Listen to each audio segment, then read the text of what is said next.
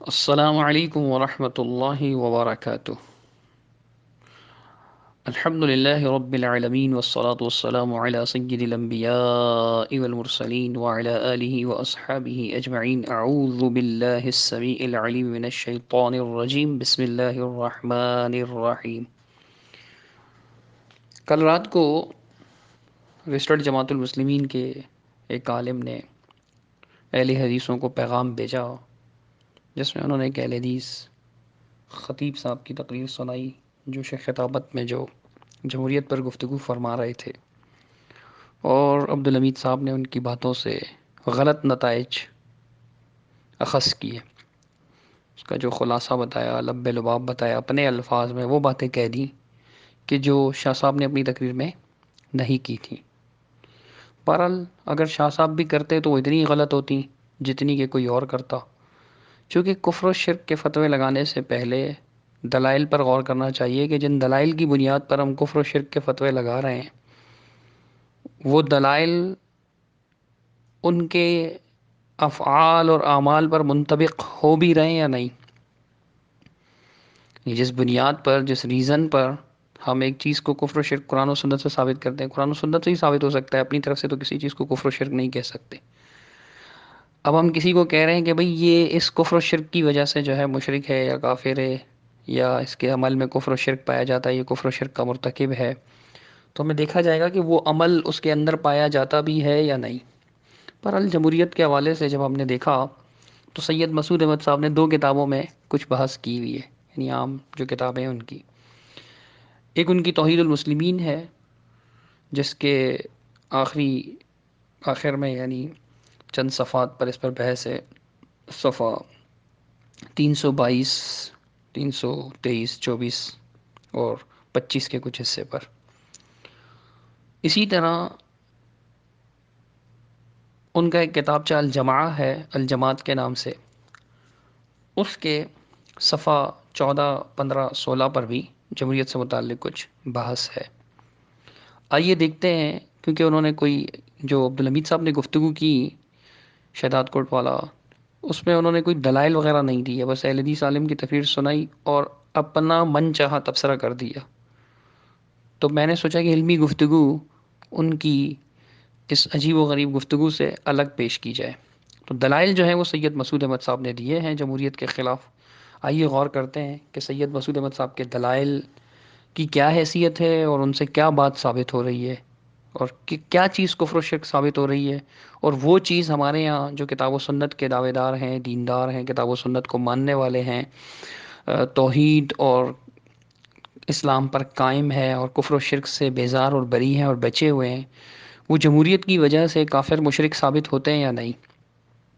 یہ غور کرتے ہیں۔ ہم دیکھتے ہیں کہ مدیر تکبیر نے جب یہ لکھا تھا کہ اس قوم کو اگر کوئی چیز راس آ سکتی ہے تو ایک ایسی جمہوری تحریک ہے جو پوری قوم کو ایک انجمن سمجھ کر شروع کی جائے، تو اس کے جواب میں سید مسعود احمد صاحب نے لکھا، مندرجہ بالا تحریر سے معلوم ہوتا ہے کہ اسلام میں جمہوریت نام کی کوئی چیز موجود ہے، یہ قطعاً صحیح نہیں ہے۔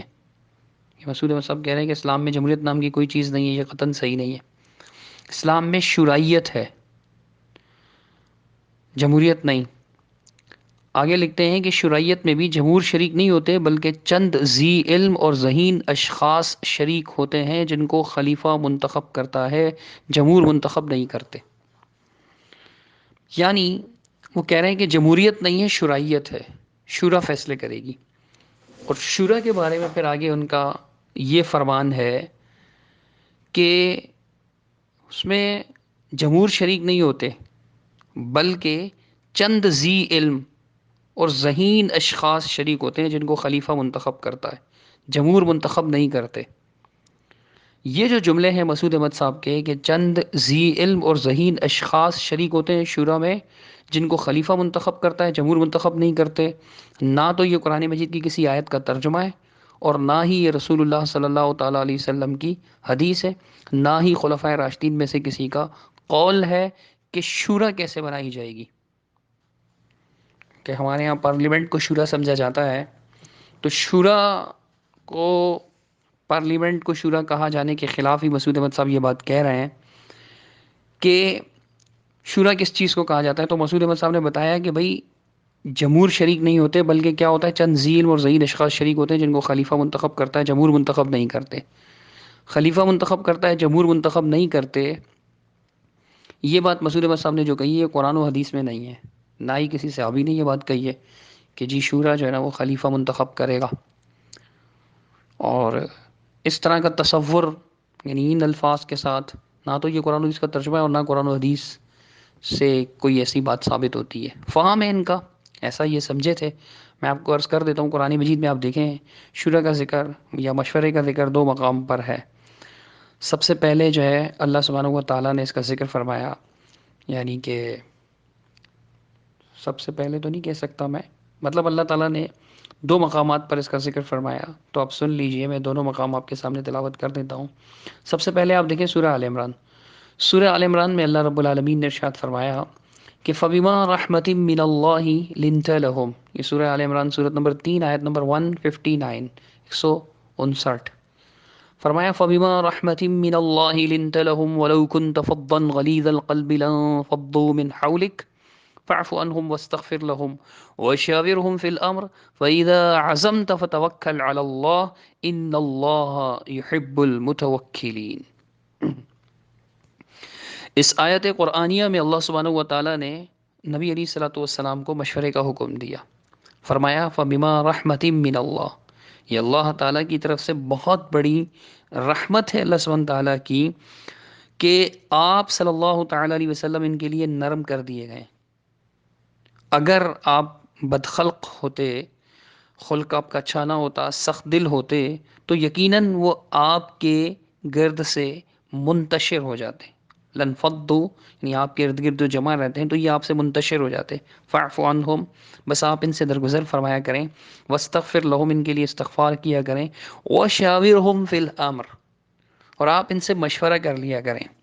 اب رسول اللہ صلی اللہ تعالیٰ علیہ وسلم کے ارد گرد مخصوص لوگ ہی ہوتے تھے، آپ نے کچھ مخصوص لوگ رکھے ہوئے تھے مشورہ کے لیے؟ تو ایسا نہیں ہے، تمام ایمان والے مراد ہیں، چونکہ آپ صلی اللہ علیہ وسلم تمام ایمان والوں کے لیے نرم کر دیے گئے تھے۔ آپ آیت پر غور کیجئے، فرمایا یہ اللہ تعالیٰ کی بہت بڑی رحمت ہی ہے، یعنی رحمت ہی سبب ہے، اس کا ریزن، اس کی وجہ رحمت ہی ہے کہ آپ جو ہے نا ان کے لیے نرم خو بنائے گئے۔ لنت لہم، آپ ان کے لیے بڑے نرمی فرمانے والے بنائے گئے۔ آپ کا مزاج ایسا ڈال دیا اللہ سبحانہ تعالیٰ کی رحمت سے، اللہ تعالیٰ نے، کہ آپ بڑی نرمی فرمانے والے نبی کریم صلی اللہ علیہ وسلم سے کہا جا رہا ہے۔ تو تمام ایمان والوں کے لیے نرم تھے، کیونکہ سورہ توبہ کی آخر میں فرمائے کہ وَبِالْمُؤْمِنِينَ رؤوف الرحیم، تمام ایمان والوں کے لیے آپ بہت زیادہ شفقت برتنے والے، بہت زیادہ رحم کرنے والے۔ پھر آگے فرمایا کہ اگر آپ سخت، یعنی کہ آپ کا اخلاق اچھا نہ ہوتا، آپ سخت دل ہوتے، تو یہ آپ سے منتشر ہو جاتے، آپ کے ارد گرد سے۔ تو آپ ان کو معاف، ان سے درگزر فرمائیے اور ان کے لیے استغفار کیجیے۔ سب ایمان والوں کے لیے حکم دیا جا رہا ہے نا۔ تو آگے اللہ تعالیٰ نے فرمایا کہ وَشَاوِرْهُمْ فِي الْأَمْرِ، اور آپ ان سے مشورہ کر لیجئے۔ مخصوص نہیں کی اللہ تعالیٰ نے مسلم کہ ان مسلمین سے آپ نے مشورہ کرنا ہے، شورا الگ سے بنا دینی ہے، ایسا کچھ نہیں۔ آیت سے آپ پڑھیں گے تو آپ کی سمجھ میں آ جائے گا کہ باقی ساری باتیں عام ہیں، باقی ساری باتیں عام ہیں، یعنی نرم کیے گئے تو ہر ایک کے لیے نرم کیے گئے تھے، صرف شورا کے لیے نہیں نرم کیے گئے تھے۔ چند ذی علم اشخاص، منتخب اشخاص، افراد کے لیے نرم کر دیے گئے تھے، یہ مفہوم قطعاً نہیں ہے۔ اور آپ کے ارد گرد چند ذی علم اور چند منتخب اشخاص ہی نہیں ہوا کرتے تھے، ہر صحابی اللہ کے رسول صلی اللہ علیہ وسلم کی مجلس میں بیٹھتا اور ہر کوئی اللہ کے رسول صلی اللہ علیہ وسلم کے ارد گرد رہا کرتا، مدینے کے لوگ۔ ان سب سے مشورہ لینے کا عام حکم دیا کہ وَشَاوِرْهُمْ فِي الْأَمْرِ، آپ ان سے مشورہ لیجئے، معاملات میں ان سے مشورہ کیجئے۔ اس آیت میں اللہ تعالیٰ نے مشورہ کا ذکر کیا، مشورہ یا مشورہ دونوں کہہ سکتے ہیں۔ فَإِذَا عَزَمْتَ، بس جب آپ عزم کریں، کسی بات کا پختہ ارادہ فرما لیں، تو پھر آپ اللہ پر بھروسہ کیجئے، بے شک اللہ تعالیٰ توکل کرنے والوں سے، یعنی اللہ اپنے آپ پر بھروسہ کرنے والوں سے محبت فرماتا ہے۔ اس آیت میں اللہ سبحانہ و تعالیٰ نے ایمان والوں کا بھی ذکر فرمایا کہ جن سے مشورہ کا حکم دیا، اور اللہ کے رسول صلی اللہ علیہ وسلم کو ان سے مشورہ کا حکم دیا تو یہ عام لوگ تھے، یہ خاص لوگ نہیں تھے۔ مسعود احمد صاحب نے جو یہ لکھا ہے کہ چند ذی علم اور ذہین اشخاص شریک ہوتے ہیں شورا میں، جن کو خلیفہ منتخب کرتا ہے، جمہور منتخب نہیں کرتے، یہ ان کا اپنا فام ہے۔ آیت سے یہ معلوم نہیں ہوتا کہ جی اللہ کے رسول صلی اللہ علیہ وسلم کے جو شورا کے ارکان تھے یہ منتخب ارکان تھے، یہ چند ذی علم اشخاص تھے جن کو اللہ کے رسول نے منتخب فرمایا تھا، ایسا نہیں. اللہ نے عام حکم دیا، آیت کا سیاق و سباق یعنی آیت کے الفاظ باقی تمام معاملات دیکھیں تو وہ عام ہیں. اب شاورہم فی الامر کو اگر خاص کریں گے کہ یہ شورا کی کمیٹی کے لیے تھے یا کوئی شورا کی کمیٹی بھی تھی رسول اللہ صلی اللہ علیہ وسلم کی، تو یہ ان کا فام تھا سید مسعود احمد رحمہ اللہ کا. وہ ایسا سمجھے تھے، کوئی آیت کا یہ ترجمہ نہیں ہے، کسی حدیث کا یہ ترجمہ نہیں ہے. ان کا فام غلط بھی ہو سکتا ہے دلیل کی روشنی میں، جب غور کرتے ہیں تو دلیل کی روشنی میں ان کا یہ فام غلط ہی ثابت ہوتا ہے. چونکہ جب آیت عام ہے تو پھر مشورہ کے لیے خاص لوگ کیسے ہوں گے؟ اور واقعہ میں اس کا ثبوت بھی نہیں ملتا کہ اللہ کے رسول صلی اللہ تعالی علیہ وسلم نے مشورہ کے لیے کچھ خاص لوگوں کو منتخب فرمایا ہو. اگر اس کا ذکر مل جائے حدیث میں تو میں اپنی اس غلطی سے رجوع کر لوں گا، لیکن ایسا نہیں ہے. آگے دیکھیے سورہ شورى سورت نمبر 42 آیت نمبر 38. اللہ سبحانہ و تعالیٰ نے بیان فرمایا کہ والذین استجابوا لربهم واقاموا الصلاة، اور وہ لوگ جنہوں نے اپنے رب کا حکم مانا اور نماز قائم کی. وامرهم شورى بینہم، ان کا امر جو ہے، کام یا امارت کا معاملہ، یہ آپس میں مشورہ کرنا ہے. ومما رزقناهم ينفقون، اور ہم نے جو انہیں جو کچھ دیا اس میں سے وہ خرچ کرتے ہیں. تو یہاں بھی مشورہ کا ذکر ہے. اللہ سبحانہ تعالیٰ نے مشورہ کا ذکر فرمایا کہ ان کا معاملہ شورا سے طے ہوتا ہے، مشورہ سے طے ہوتا ہے، شورا کے لفظ ہیں. لیکن یہاں بھی تمام لوگوں کا ذکر ہے کہ وہ تمام لوگ جو اپنے رب کا حکم مانتے ہیں اور نماز قائم کرتے ہیں. رب کا حکم ماننا اور نماز قائم کرنا تو تمام ایمان والوں پر فرض ہے. تو ان کا معاملہ کیا ہوتا ہے کہ وہ شورا سے طے کرتے ہیں، یعنی ہر ایک سے مشورہ ہوگا، ہر ایک سے مشورہ ہوگا. یہ معاملات میں ہر ایک سے مشورہ ہوگا. اب ہر ایک سے مشورہ کے لیے کچھ لوگوں نے یہ سمجھا کہ جی کچھ منتخب ارکان منتخب یعنی کر دیے جائیں کہ ان کو یہ ہماری طرف سے یہ ہوگا، تو پھر آگے جو ہے نا وہ پارلیمنٹ بنتی ہے. یہ فام ہے، جیسے مسعود احمد صاحب کا فام ہے ایسے، یعنی فہم جو انہوں نے سمجھا، یہ ان کا فام اسی طرح. تیسری ایک آیت میں تشاور کے لفظ ہیں کہ ان تشاور بینہما، کہ ان کے مشورے سے، تو وہ صرف ماں باپ کے لیے دودھ پلانے کے مسئلے میں تشاور کا لفظ ہے کہ بچے کو کتنا عرصہ دودھ پلانا ہے، کب چھڑانا ہے، اس کے بارے میں مشورہ کر لیا کریں. سورہ بقرہ کی آیت میں تشاور کے لفظ ہے. اچھا، تو یہ جو بات ہے مسعود احمد صاحب کی، یہ کسی دلیل سے ثابت نہیں ہے کہ شرائیت میں بھی جمہور شریک نہیں ہوتے، بلکہ چند ذی علم اور ذہین اشخاص شریک ہوتے ہیں جن کو خلیفہ منتخب کرتا ہے، جمہور منتخب نہیں کرتے. نہ تو یہ قرآن و حدیث کی کسی آیت کا ترجمہ ہے، اور نہ ہی جو ہے نا وہ کسی صحابی کا قول. یہ مسعود احمد صاحب کا فام ہے، وہ سمجھے تھے، اور اس فام میں غلطی کا مکمل امکان ہے. جو لوگ یہ سمجھتے ہیں کہ جی جماعت المسلمین کے پاس جو کچھ ہے اس کا انکار کفر ہے، ان کے لیے اس بات کو ہضم کرنا مشکل ہوگا. تو برائے مہربانی اختلاف برائے اختلاف کے بجائے، جیسے ہم نے دلیل سے وعدے کیا کہ شورا خاص لوگوں کے لیے نہیں ہے، آیت پڑھ کر آیت کے مفہوم سے یہ بات ثابت کیا کہ جہاں نبی علیہ الصلوۃ والسلام کو شورا یعنی مشورہ کا حکم دیا گیا، تو وہاں آپ کہیں گے کہ جی وہ تو ان سے بڑے خاص کون ہو سکتے ہیں، وہ صحابہ تھے. تو ہم عرض کریں گے کہ جی ہاں، لیکن صحابہ میں بھی فضیلت والے بھی تھے، علم والے بھی تھے، اور ایسے بھی تھے کہ جو مفضول تھے. سب سے زیادہ افضل صحابہ بھی تھے، مفضول صحابہ بھی تھے، اور اسی طرح علم والے بھی تھے، زیادہ علم والے بھی تھے، کم علم والے بھی تھے. وہ ہر لحاظ سے عام مسلمانوں سے بہتر تھے، لیکن ان کے مقابلے میں بھی تو رسول اللہ صلی اللہ علیہ وسلم تھے. سب ان میں سے بھی خاص نہیں کیا. تو ان کے بعد اگر کوئی خاص کرتا ہے تو خاص کرنے کے لیے اسے دلیل دینی ہوگی. اب آگے وہ لکھتے ہیں مسعود احمد صاحب، دوسرا پوائنٹ میں آؤں گا عبارت پر. ان کے دوسری بات جو انہوں نے لکھی ہے کہ مزید برآں خلیفہ مشورہ تو لیتا ہے لیکن مشورہ کا پابند نہیں ہوتا. یعنی وہ مشورہ لے گا خلیفہ، لیکن مشورہ کا پابند نہیں ہوگا. یہ بھی مسعود احمد صاحب کی ذاتی رائے ہے کہ خلیفہ مشورہ کا پابند نہیں ہوگا. اس کے برخلاف کوئی کہہ سکتا ہے کہ جی حاکم وقت کو مشورہ کا پابند نہ کیا جائے تو یہ تو بدترین ڈکٹیٹرشپ ہو جائے گی، وہ منمانی کرے گا، اس کے لیے ظلم و ستم کی راہ ہموار ہو جائے گی، پھر وہ جو من میں آئے گا کرے گا، اسے کوئی روکنے والا نہیں ہوگا. تو آپ اس کو کیسے جواب دیں گے؟ یعنی آپ کہیں گے کہ جی مشورے کا پابند نہیں ہے، وہ مشورہ لے گا لیکن مشورے کا پابند نہیں ہے، خلیفہ کی مرضی جو چاہے کرے، مشورہ قبول کرے نہ کرے، اپنی مرضی کا حکم نافذ کرے، ساری شورا ایک طرف اور وہ اکیلا ایک طرف. تو یہ قرآن و حدیث میں تو نہیں ہے کہ وہ مشورے کا پابند نہیں ہے.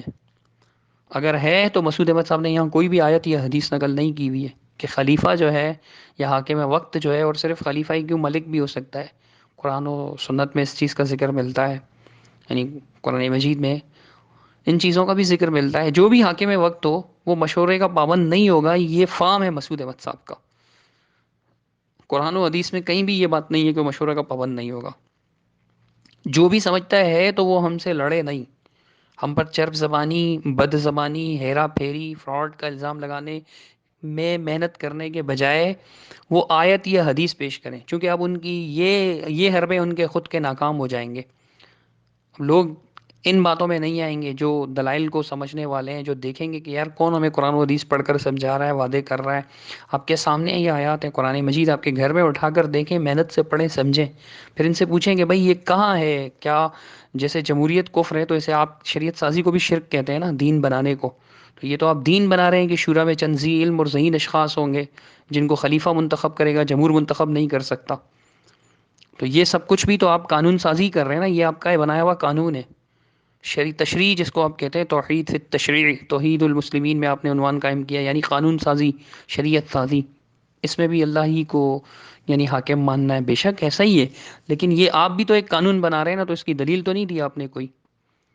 تو دوسرا قانون جو مسعود صاحب نے بنایا ہے کہ جی یہ الجماعت کے حساب سے کہہ رہا ہوں، صفحہ نمبر 14، اور آئینہ دار اگر کسی کے پاس ہو، یعنی جماعت اسلامی کی دعوات اور تحریک اسلام کے آئینہ دار ہیں، پمفلٹس کا مجموعہ، اس کے 583 پر یہ 583 نمبر کے پیج پر یہ بات موجود ہے. تو یہ جو دوسری بات مسعود احمد صاحب نے کہی، یہ بھی غلط ہے کہ مشورہ تو لیتا ہے لیکن مشورے کا پابند نہیں ہوتا. یہ تو ڈکٹیٹرشپ ہو جائے گی. تو آپ جو کچھ سمجھے ہیں اس کو دین تو نہیں بنا سکتے نا. یہ آپ کی سمجھ، یعنی مسعود احمد صاحب کی سمجھ کو دین بنانے کی گنجائش موجود ہے نہیں. اس کے برعکس بھی قرآن و مجید سے، یعنی کہ آپ کے فام کے برعکس بھی استدلال ہو سکتا ہے. استدلال کیا ہو سکتا ہے؟ بلکہ وعدے ہے. آپ دیکھیے کوئی کہہ سکتا ہے کہ یہ تو جی سورج کے پجاریوں کا مذہب تھا کہ معاملہ جو ہے حاکم وقت کے پاس ہوگا، جو بھی حاکم ہو. یہ تو سورج کے پجاریوں کا معاملہ تھا. آپ دیکھیں سورۃ النمل اٹھائیں آپ، آیت نمبر 20 سے پڑھنا شروع کریں کہ سلیمان علیہ الصلوۃ والسلام نے جب مجلس برپا کی تو سلیمان علیہ الصلوۃ والسلام نے ہدہد کو نہیں پایا. وتفقد الطیر، ہدہد کو نہیں پایا تو فرمایا کہ مجھے کیا ہو گیا ہے کہ مجھے ہدہد نظر نہیں آ رہا ہے؟ کیا وہ غائبین میں سے؟ اگر ایسا ہوا تو میں اسے سخت عذاب دوں گا یا ذبح کر دوں گا، یا وہ میرے پاس کوئی ٹھوس یعنی بنیادی بسلطان مبین، کوئی ٹھوس ضرور میرے پاس کوئی مضبوط دلیل، روشن دلیل لے کر آئے. فمکث غیر بعید، تھوڑا سا ہی ٹھہرے تھے کہ وہ آ گئے. انہوں نے کہا کہ میں ایک ایسی خبر لایا ہوں جس کا آپ احاطہ نہیں کر پائے. میں سبا سے آپ کے پاس ایک یقینی خبر لایا ہوں. جئتک من سبأ بنبأ یقین، بنبأ یقین، میں ایک یقینی خبر لے کر آیا ہوں. وہ کیا ہے کہ میں نے ایک قوم کو دیکھا، وجدت امرأة تملکہم، ایک عورت جو ان پر ملوکیت کرتی ہے، بادشاہت کرتی ہے، حاکمیت کرتی ہے، امارت کرتی ہے. وہ اوتیت من کل شیء، اسے ہر چیز میں سے دیا گیا، اور اس کا ایک بڑا خوبصورت یعنی بڑا ہی عظیم، بہت بڑا عرش بھی بنا ہوا ہے، اس کا تخت بنا ہوا ہے، یعنی شاندار تخت ہے اس کا. وجدتها وقومها، میں نے اسے اور اس کے قوم کو پایا، یسجدون للشمس من دون اللہ، اللہ کے علاوہ وہ سورج کی پرستش کرتے ہیں، اور شیطان نے ان کے لیے اس عمل کو ان کے یعنی مزین کر دیا، خوبصورت کر دیا، آراستہ و پیراستہ کر دیا. فصدهم عن السبیل فهم لا يهتدون، اور ان کو راستے سے روک دیا، وہ ہدایت نہیں پاتے. یہ ساری باتیں کرتے کرتے یہ وجہ تھی، میں وہاں چلا گیا تھا. تو سلیمان علیہ الصلوۃ والسلام نے فرمایا آگے، سورۃ نمل سورۃ نمبر 27 آیت نمبر 20-27، قال سننظر اصدقت ام كنت من الكاذبین، کہا ہم ضرور دیکھیں گے، ان قریب ہم جان جائیں گے، دیکھ لیں گے کہ تو نے سچ کہا یا تو جھوٹ بولنے والوں میں سے. اذهب بکتابی هذا، میرا یہ خط لے جائیے، میرا یہ خط لے جا، فَأَلْقِهْ إِلَيْهِمْ، ان کی طرف پھینک دے، ثم تول عنہم، پھر ان سے پیٹ پھیر لے، فانظر ماذا یرجعون، دیکھو وہ کیا کرتے ہیں، یعنی ان کا اگلا پلان کیا ہوتا ہے. جیسے ہی وہ خط لے کر وہاں پہنچا ہدہد، اور اس نے وہ خط ڈال دیا، قالت یا ایھا الملأ انی القی الی کتاب کریم، تو اس خاتون نے کیا کہا کہ اے سرداروں، میں نے بے شک میری طرف ایک عزت والا خط پھینکا گیا ہے، یعنی کوئی یہاں خط رکھ کر گیا ہے، خط پھینک کر گیا ہے، میرے لیے خط ڈال کر گیا ہے. اور اس میں کیا لکھا ہوا ہے کہ انہ من سلیمان، یہ سلیمان علیہ الصلوۃ والسلام کی طرف سے ہے. وانہ بسم اللہ الرحمن الرحیم، یعنی اس میں یہ ہے کہ اللہ بہت زیادہ رحم کرنے والے، نہایت مہربان کی نام سے، میں نہایت مہربان کے نام سے. اللہ تعلو علی واتونی مسلمین، یہ کہ میرے مقابلے میں سرکشی نہ کرنا اور فرما بردار بن کر میرے پاس آ جانا. واتونی مسلمین، مسلمین بن کر، فرما بردار بن کر میرے پاس آ جانا. اب یہ خط اس کو ملا تو کیا کہتی ہے؟ قالت یا ایھا الملأ افتونی فی امری، اے سرداروں مجھے میرے معاملے میں تم لوگ جو ہے وہ میرا معاملہ حل کرو، مجھے فتویٰ دو. فتویٰ دو مطلب مجھے بتاؤ، اس کا حل بتاؤ مجھے کہ کیا کرنا ہے، حل بتاؤ اس کا. تو ان لوگوں نے کیا جواب دیا؟ پہلے ملکہ نے کہا کہ ما کنت قاطعتا امری حتی تشہدون، ما کنت قاطعتا امری حتی تشہدون، میں قطعی فیصلہ نہیں کرنے والی، کوئی بھی قطعی فیصلہ کرنے والی نہیں جب تک تم میرے پاس موجود ہو. جب تک تم گواہی نہ دو، تم کچھ نہ کہو، تب تک جو ہے میں، تم کوئی بات لے کر نہ ہو، تب تک میں کوئی قطعی فیصلہ نہیں کروں گی. یہ ملکہ ان سے جو ہے وہ فیصلہ طلب کر رہی ہے. میں بات یہ کرنے چاہ رہا تھا کہ آخری آپشن، لاسٹ آپشن، اختیار، ٹوٹل اختیار، کلی اختیار جو ہے اس کے پاس ہے، وہ مشورے کا پابند نہیں ہوگا. بادشاہ یا حاکم وقت یا خلیفہ یا امام یا امیر، یہ ڈکٹیٹرشپ ہے اور یہ سورج کی پوجا کرنے والوں کا مذہب ہے. کوئی یہ بھی کہہ سکتا ہے، قرآن سے استدلال کرتے ہوئے کہے گا. تو یہ ساری آیت میں نے آپ کے سامنے پیش کی. ان کی بادشاہ تھی، ملکہ تھی. انہوں نے سب کو جب یہ باتیں کہیں اپنے درباریوں کو، تو درباریوں نے جواب میں کیا کہا؟ قالوا نحن اولو قوت، کہا ہم جو ہیں بڑی قوت والے ہیں، وہ اولو بأس شدید، اور ہم جو ہیں بہت سخت جنگجو لوگ ہیں. والامر الیک، لیکن معاملہ سارے کا سارا آپ کے سپرد ہے.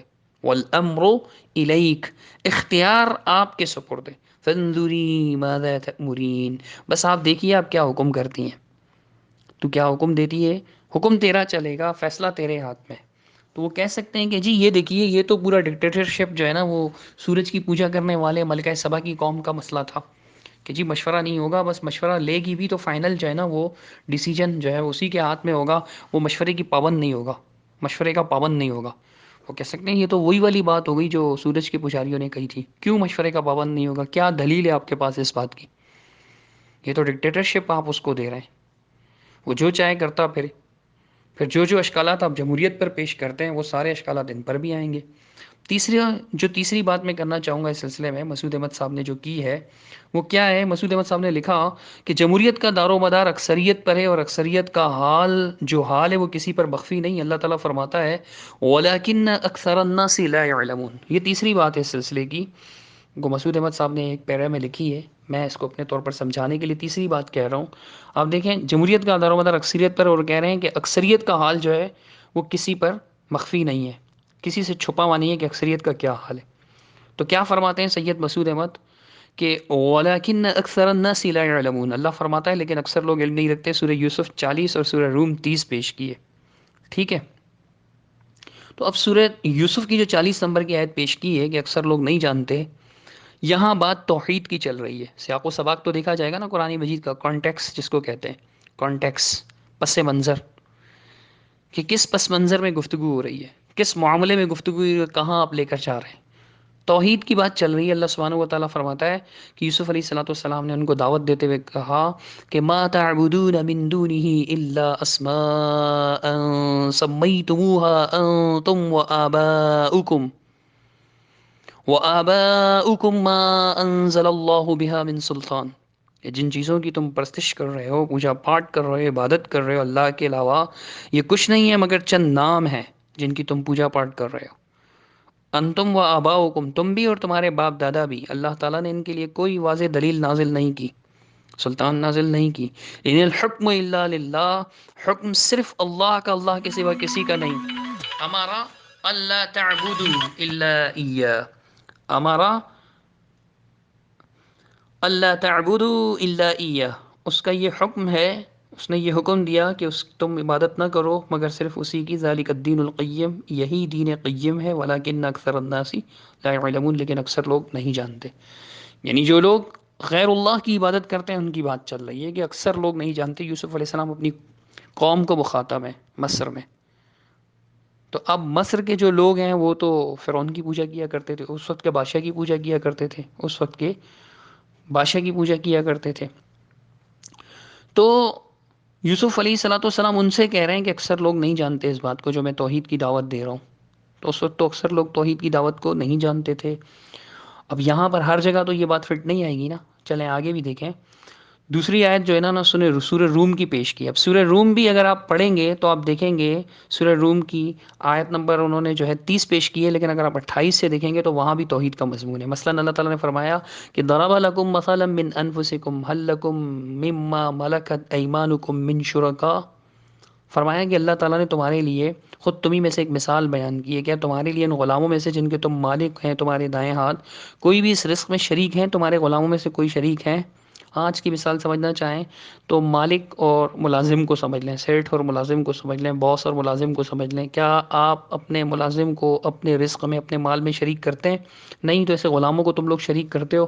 نہیں شریک کرتے. تو اللہ تعالیٰ نے فرمایا جو ہم نے تمہیں دیا کیا تم اس میں اور تمہارے غلام برابر ہو؟ نہیں. ان سے اس طرح ڈرتے ہو جس طرح تم اپنے آپ سے ڈرتے ہو اس معاملے میں. اس طرح ہم ان لوگوں کے لیے کھول کر آیات بیان کرتے ہیں. اللہ تعالیٰ فرماتا ہے بل اتبع الذین ظلموا، لیکن جو ظالم ہیں جنہوں نے ظلم کیا، اور ان لوگوں نے کیا کیا؟ بل اتبع الذین ظلموا اہواءہم، ظلم کرنے والوں نے اپنی خواہشات کی پیروی کی بغیر علم کے. فمن یہدی من اضل اللہ، تو بس جس اسے کون ہدایت دے سکتا ہے جسے اللہ نے گمراہ کر دیا. وما لهم من ناصرین، ان کا کوئی مدد کرنے والا نہیں. فاقم وجهك للدین حنیفا، آپ یکسو ہو کر اپنے چہرے کو دین کے لیے قائم کیجئے، سیدھا رکھیے. فطرت اللہ التي فطر الناس، اللہ کی اس فطرت کے مطابق جس پر اللہ نے سب لوگوں کو پیدا کیا. فطر الناس علیہا لا تبدیل لخلق اللہ، اللہ کی پیدائش کو کسی طرح بدلنا جائز نہیں ہے. یہی دین قیم ہے، لیکن اکثر لوگ نہیں جانتے. اب یہاں بھی پیچھے توحید کی بات کر رہے ہیں، توحید کو اکثر لوگ نہیں جانتے. تو یہ کہنا کہ اکثریت کا جو حال ہے وہ کسی پر مخفی نہیں ہے، مخفی تو نہیں ہے. اب آگے کیا فرماتا ہے اللہ تعالیٰ؟ تیسری آیت مسعود احمد صاحب نے نقل کی کہ وَإِن تُطِعْ أَكْثَرَ مَن فِي الْأَرْضِ يُضِلُّوكَ عَن سَبِيلِ اللَّهِ.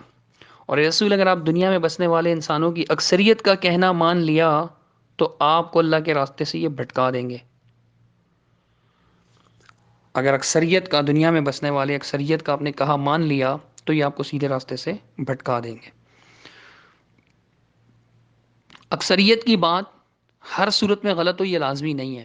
مثال کے طور پہ اس وقت آپ دیکھیں رجسٹرڈ جماعت المسلمین کی اکثریت جو ہے وہ اشتیاق صاحب پر متفق ہے، اور ایک بڑی تعداد جو ہے وہ مخالف بھی ہے، کافی تعداد میں لوگ ہیں، لیکن اکثریت تو انہیں کی ہے نا جو متفق ہیں. تو کیا وہ اکثریت غلط ہیں؟ اگر اکثریت ہمیشہ ہی غلط ہوتی ہے تو پھر اس صورت میں اس اکثریت کو کیا کہیں گے؟ غلط قرار دیں گے. کہ اشتیاق صاحب کو اکثر لوگ اگر پسند کرتے ہیں اور کچھ لوگ ناپسند کرتے ہیں، اگر اکثریت ہمیشہ ہی غلط ہے تو سوچئے، اکثریت ہمیشہ ہی اگر غلط ہوتی ہے تو سوچئے کہ اس وقت پھر اشتیاق صاحب کی عمارت کو تو یعنی ختم کر دینا چاہیے. کیونکہ اکثریت وہ کہیں گے اکثر مجھ پر راضی ہیں، چند لوگ ہیں جو فتنہ پرور ہیں، فسادی ہیں، فلانے ہیں فلانے، اکثر لوگ میری عمارت پر مطمئن ہیں. تو کیا یہ اکثریت سیدھے راستے سے بھٹکانے والی ہے؟ نہیں. اللہ کے رسول صلی اللہ علیہ وسلم کو جو کہا جا رہا ہے کہ اگر دنیا میں بسنے والے انسانوں کی، یعنی آپ ان انسانوں کی اکثریت کی بات مانیں گے تو وہ اکثریت مشرکین مکہ کی تھی، کفر و شرک کرنے والوں کی تھی. ان کی بات مانیں گے تو سیدھے راستے سے گمراہ کر دیں گے ایمان والوں کو، یہ سمجھایا جا رہا ہے. اس سے تو یہ معلوم ہوتا ہے کہ بھائی کفر و شرک کرنے والے باطل پرست اگر اکثریت پر بھی ہوں تو ان کی بات نہ مانی جائے. اب جمہوریت کے ماننے والے کہہ سکتے ہیں کہ جمہوریت کا یہی تو حسن ہے کہ آپ اکثریت کی بات کو بھی رد کر سکتے ہیں، چاہے آپ اکیلے کیوں نہ ہو، آپ 99 لوگوں کے ووٹ کو بھی رد کر سکتے ہیں. آپ کہیں گے ٹھیک ہے تم لوگ متفق ہو، میرا ووٹ تمہارے خلاف ہے. آزادی ہے اس کی. تو اس پوری آیت پر عمل کرنے کا پورا پورا موقع ہے کہ اکثریت ایک طرف ہے، آپ نہیں مانیں ان کی بات، آپ کو آزادی حاصل ہے. تو اس آیت سے تو جمہوریت کی مخالفت تو ثابت نہیں ہو رہی. دیکھیں آپ سمجھیں بات کو کہ اگر آپ اکثریت کی پیروی کریں گے زمین میں بسنے والوں کی تو آپ کیا ہوں گے؟ سیدھے راستے سے گمراہ ہو جائیں گے. اکثریت اگر کوئی غلط بات کہتی ہے تو جمہوریت آپ کو اجازت دیتی ہے یا نہیں دیتی کہ آپ نہ مانیں؟ دیتی ہے نا. کھلم کھلا اختیار ہے جمہوریت کو، تو مطلب ہی یہی ہوا نا کہ آپ نہ مانیں اس کی بات کو، اکثریت کی بات کو، آپ اس کے خلاف ووٹ دے دیں، آپ نہ مانیں، آپ کو کوئی کچھ نہیں کہے گا کہ جی آپ نے کیوں نہیں مانا. یعنی آپ گمراہی سے بچنے کے پورے پورے چانسز ہیں، امکانات ہیں آپ کے پاس. آپ پیروی نہ کریں قرآن و سنت کے مطابق، جس بات کو نہ پائیں اس کی پیروی نہ کریں، کوئی آپ پر زبردستی نہیں کرے گا. تو اس آیت کو بھی جمہوریت کے خلاف پیش کرنا سمجھ سے والا ہے کہ کیسے، مطلب کیسے. ابھی کفر و شرک کی بات رہتی ہے کہ کفر و شرک کیسے، یہ آگے بات ہوگی. تو یہ جو ہے چار باتیں ہوئیں اکثریت سمیت، یا تین باتیں ہوئیں سوری. چوتھی بات جو میں کرنے لگا ہوں وہ یہ ہے کہ سید مسعود احمد صاحب نے لکھا کہ کیونکہ جمہوریت میں مسلم اور کافر کا امتیاز نہیں ہوتا، لہٰذا جو مندرجہ بالا آیت جمہوریت پر پوری طرح منطبق ہوتی ہیں. کیا فرماتے ہیں کہ امتیاز نہیں ہوتا ہے، تو اس وجہ سے یہ آیات جو ہیں پوری طرح منطبق ہوتی ہیں.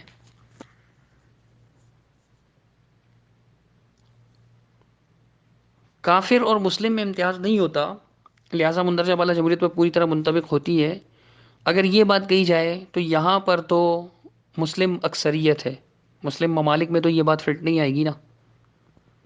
وہاں چلیں مان لیا کہ کافر اور مسلم میں فرق نہیں کیا جاتا، جمہوریت میں مان بھی لیا جائے، ایک انسان ہونے کی حیثیت سے سب کی رائے کو برابر سمجھا جاتا ہے، تو مسلم ممالک میں تو یہ والا معاملہ بھی نہیں ہوگا. اور کفار کے ممالک کو بھی اگر لے لیا جائے تو وہاں بھی، یعنی کافروں کی جمہوریت بھی ہو تو وہاں بھی مسلمان کو تو یہ اختیار ہوتا ہے کہ وہ اس کو نہ مانے، اس بات کو نہ مانے، اس کے خلاف ووٹ دے دے، اس سے اختلاف رائے کر لے. تو یہ پوائنٹ جو پانچواں چوتھا بنتا ہے یہ بھی نہیں بنتی. پانچواں جو پوائنٹ مسعود احمد صاحب نے بنایا ہے، کہتے ہیں ایمان والوں کے، اگر جمہوریت کو صرف مسلمانوں کی حد تک محدود کر دیا جائے تب بھی جمہوریت صحیح نہیں ہوگی. ایمان والوں کے متعلق اللہ تعالیٰ فرماتا ہے کہ وما یؤمن اکثرهم باللہ الا وهم مشرکون، وما یؤمن اکثرهم باللہ الا وهم مشرکون. سورہ یوسف کی آیت نمبر 106 مسعود احمد صاحب نے نقل کی، اور اس کا ترجمہ یوں نقل کیا کہ اور اکثر لوگوں کا حال تو یہ ہے کہ اللہ پر ایمان رکھنے کے باوجود مشرک ہوتے ہیں. تو اب اس آیت سے مسعود احمد صاحب نتیجہ کیا ثابت کر رہے ہیں وہ بھی دیکھ لیجئے، اور آیات کیا کہتی ہیں یہ بھی دیکھ لیجئے.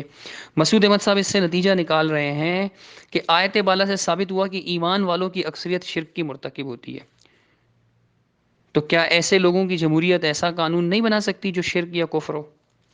آپ سوچئے کیا کہتے ہیں کہ ایمان، آیت بالا سے ثابت ہوا کہ ایمان والوں کی اکثریت شرک کی مرتکب ہوتی ہے. ترجمہ بھی اسی طرح سے کیا ہے، اور اکثر لوگوں کا حال تو یہ ہے کہ اللہ پر ایمان رکھنے کے باوجود مشرک ہوتے ہیں.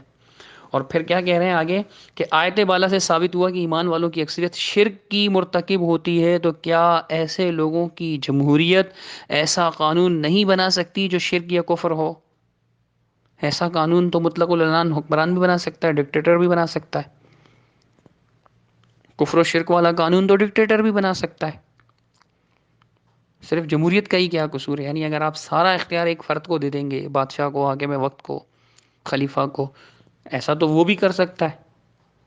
اکثریت، اگر آپ کہتے ہیں کہ ایمان والوں کی مشرکی ہوتی ہے تو ایمان والوں کی اکثریت اگر خلافت قائم کر دے، آپ کے اصول پہ کہہ رہا ہوں میں، شاید کہ آپ کو سمجھاؤں گا کہ مفہوم کیا ہے انشاءاللہ. یہ غلط مفہوم نقل کیا ہے مسعود احمد صاحب نے، ہر طرح سے غلط ہے. یہ پتہ نہیں کیوں لوگ اندھی تقلید کرتے ہیں، غور و فکر نہیں کرتے. حتیٰ کہ وہ لوگ جو ان کے یہاں علماء سمجھے جاتے ہیں، میں حیران ہوں کہ انہوں نے کیا پڑھا ہے، پڑھا کیا ہے انہوں نے. انہی لوگوں نے پڑھایا، جیسے پڑھایا ویسے پڑھا، خود غور و فکر کی صلاحیت پیدا نہیں ہوئی، ایسی تعلیم نہیں دی کہ ان کے اندر غور و فکر کی صلاحیت پیدا ہو. وہ خود جو ہے وہ گرامر سمجھ کر، قرآن مجید کو دیکھ کر کے سمجھ سکیں کہ کیا صحیح اور کیا غلط ہے. ایسی تمیز پیدا نہیں ہو سکتی ان کے اندر، تو کیا فائدہ ایسی پڑھائی کا؟ بہرحال سنیے، اب آپ جو کہہ رہے ہیں کہ آیت بالا سے ثابت ہوا، یہ غلط بات ہے. میں اس کی تردید بعد میں کروں گا، لیکن میں اس کو مان کر صحیح بھی مان لیا جائے تو تب بھی یہ خلافت پر بھی فلٹ آتی ہے. کیونکہ آپ کہہ رہے ہیں کہ آیت بالا سے ثابت ہوا کہ ایمان والوں کی اکثریت شرک کی مرتکب ہوتی ہے، تو کیا ایسے لوگوں کی جمہوریت ایسا قانون نہیں بنا سکتی جو شرک یا کفر ہو؟ تو کہا جا سکتا ہے، جمہوری کہہ سکتے ہیں آپ کو، جو جمہوریت کو ماننے والے ہیں وہ کہہ سکتے ہیں کہ آیت بالا سے آپ کے نزدیک ثابت ہوا کہ ایمان والوں کی اکثریت شرک کی مرتکب ہوتی ہے، تو کیا ایسے لوگوں کی خلافت اور ان کا خلیفہ ایسا قانون نہیں بنا سکتا جو شرک یا کفر ہو؟ خلیفہ کہہ دینے سے، جمہوریت کا لفظ ہٹا دینے سے آپ نے اس کے ہاتھ پاؤں باندھ تو نہیں دیے کہ وہ ایسا نہیں کہہ سکتا؟ خلیفہ کہہ دینے سے اس کو عصمت کی ڈگری تو نہیں حاصل ہو جاتی؟ معصوم عن الخطا ہونے کی ڈگری تو نہیں حاصل ہو جاتی؟ جمہوریت میں تو چلو اختلاف بھی کیا جا سکتا ہے، اس کے خلاف آواز بھی بولی جا سکتی ہے، تو پھر آپ خلافت میں تو آپ کہتے ہیں کہ جی وہ جو ہے نا امیر مشورے کا پابند بھی نہیں ہوتا، مشورہ لے سکتا ہے، پابند نہیں ہوتا مشورے کا۔ ڈکٹیٹرشپ بھی دی ہوئی ہے آپ نے اس کو۔ یہ آپ کی سوچ ہے، اگر قرآن و حدیث ہے تو میں ڈکٹیٹرشپ کہنے سے توبہ استغفار کر لوں گا، میں ضدی نہیں ہوں، ڈھیٹ نہیں ہوں۔ میں نے بڑا سرچ کیا، مجھے نہیں ملی یہ بات قرآن و حدیث میں کہیں بھی۔ بہت عرصے سے میں یہ بات سنتا آ رہا ہوں، یعنی جب سے جماعت المسلمین کو جانتا ہوں تب سے میں یہ بات جانتا ہوں، اور تب سے میں پڑھتا بھی رہا ہوں، یعنی پڑھاتا بھی رہا ہوں، علماء کرام سے استفادہ بھی کرتا رہا ہوں، مجھے نہیں کوئی اس کی دلیل ملی اس بات کی۔ اب آپ کہتے ہیں کہ آیت بالا سے ثابت ہوا کہ ایمان والوں کی اکثریت شرک کی مرتکب، تو کیا ایسے لوگوں کی جمہوریت ایسا قانون نہیں بنا سکتی جو کفر و شرک ہو، شرک یا کفر ہو؟ صفحہ نمبر 15 الجمع۔ میں کہتا ہوں کہ ایسے لوگوں کی خلافت بھی تو کفر و شرک کا قانون بنا سکتی ہے، تو پھر خلافت غلط کیوں نہیں ہے؟ یہی بات، بالکل یہی سوال خلافت کے بارے میں کر لیجئے گا۔ اب دیکھیں اس آیت کا یہ مطلب نہیں ہے کہ ایمان، اکثر لوگوں کا حال تو یہ ہے کہ اللہ پر ایمان رکھنے کے باوجود مشرک ہوتے ہیں۔ اس کا یہ مطلب نہیں ہے کہ ایمان والوں کی اکثریت مشرک ہوتی ہے۔ اگر اس کا یہ مطلب ہے تو اس وقت ان کے نزدیک ایمان والے کون ہیں؟ ریسٹرڈ فرقہ کے نزدیک یہ کہتے ہیں نا کہ جماعت المسلمین امت مسلمہ ہے اور امت مسلمہ جماعت المسلمین، یہ ایک ہی چیز ہے، دو الگ الگ چیزیں نہیں ہیں۔ وقار علی صاحب کا خروج نامی کتابچے میں لکھا ہوا ہے۔ تو سوچئے کہ اس وقت ایمان والے تو صرف یہ لوگ ہیں، تو ان کی اکثریت مشرک ہے کیا؟ ہونا تو یہی چاہیے اگر آیت کا یہ مطلب ہے تو۔ آیت بالا سے ثابت ہوتا ہے، مطلب آپ مسعود صاحب کا فارم کتنا غلط ہے آپ خود سوچئے۔ رحمہ اللہ جان بوجھ کے نہیں کیا ہوگا، توجہ نہیں دی ہوگی، اور جو ساتھ میں تھے تو وہ تو جو ہے نا وہ ہاں جی کہنے والے تھے نا۔ ہاں جی امیر صاحب نے ایسا زبردست استدلال کیا آج تک کوئی نہیں کر سکا، ایسے کہنے والے لوگ تھے، تو ان کو کہاں سے سمجھ میں آنا تھا؟ اب جو انہوں نے لکھا ہے الجماعت نامی کتابچے میں کہ آیت بالا سے ثابت ہوا کہ ایمان والوں کی اکثریت شرک کی مرتکب ہوتی ہے، ایمان والوں کی اکثریت اگر شرک کی مرتکب ہوتی ہے تو اس وقت آپ لوگ ہی ایمان والے ہیں نا، باقی تو ایمان والے نہیں ہیں، تو آپ کی اکثریت شرک میں مبتلا ہے۔ اکثریت آپ کس چیز کو کہیں گے؟ کم از کم بھی مطلب 50 یا 19-20 کا فرق، 50-51 کا، 49-50 کا، کچھ بتائیے مجھے، میری تو ویسے ریاضی بھی کمزور ہے، میں پھنس جاتا ہوں ریاضی کی بات کر کے۔ تو سوچئے کہ آپ، یعنی اگر آپ میں سے 51 لوگ جو ہے نا وہ جناب مشرک ہیں اور 49 لوگ جو ہیں آپ میں سے مسلم ہیں، چونکہ آپ کا یہ اصول ہے، آپ کا یہ مذہب ہے کہ آیت بالا سورہ یوسف کی آیت نمبر 106 نقل کر کے آپ کہتے ہیں کہ آیت بالا سے ثابت ہوا کہ ایمان والوں کی اکثریت شرک کی مرتکب ہوتی ہے۔ استغفر اللہ، یہ مفہوم نہیں ہے اس آیت کا۔ اگر یہ مفہوم ہے نعوذ باللہ ثم نعوذ باللہ، تو میں صحابہ کے دور کے بارے میں تو سوال پوچھنا بھی مناسب نہیں سمجھتا۔ تابعین کے دور میں اکثریت اہل اسلام کی تھی، تو کیا اکثریت مشرک تھی اس وقت؟ اکثریت مشرک تھی؟ کتنا باطل استدلال ہے، مطلب کتنی بڑی غلط فہمی ہے، اگر بندہ سمجھے، ناراض نہ ہو۔ بہت سے لوگ ناراض ہونے لگتے ہیں کہ یہ مسعود صاحب کی بات کو اتنی بڑی غلطی کیوں کہہ رہا ہے۔ اب سوچیں کہ انہوں نے ایک ایسا فارمولہ بنایا تھا کہ کوئی ان کو بیٹھ کر سمجھانے والا ہوتا تو کہتا حضرت اگر ایمان والوں کی آپ کے نزدیک تو ایمان والے صرف آپ لوگ ہیں، باقی سب تو گئے کافر مشرک ہو چکے ہیں، تو پھر آپ بتائیے کہ آپ کی اکثریت، جماعت المسلمین رجسٹرڈ کی اکثریت جو ہے وہ مشرک ہے، جس جماعت کی چونکہ مسلم صرف آپ ہیں، ایمان والے تو صرف آپ ہیں، باقی تو ویسے ہی کفر و شرک میں ہے نا، فرقے ہیں، ان کی نماز جنازہ بھی نہیں پڑھنی کیونکہ ان کا ایمان ہی نہیں ہے، تو باقی تو ویسے ہی کفر و شرک میں مبتلا ہے نا، باقی تو ویسے ہی چھٹی کر چکے ہیں آپ ان کی، ایمان والے لے دے کر آپ رہ جاتے ہیں، اور آپ کی بھی اکثریت مشرکین کی ہے، جس آپ کے مذہب کے مطابق کہہ رہا ہوں، آپ کی سوچ کے مطابق، آپ کے لٹریچر کے مطابق، جس کی اصلاح باقی ہے، میں نے کہا تھا مجھے دو میں کر دوں گا، فری میں کروں گا، پیسے نہیں لوں گا، ڈرتے کیوں ہو؟ بولو، ایگری کرو کہ ہاں آپ اصلاح کر دیں، ہم جو ہے نا وہ تمام جگہ پہ فٹ نوٹ تمام کتابوں میں لگا دیں گے۔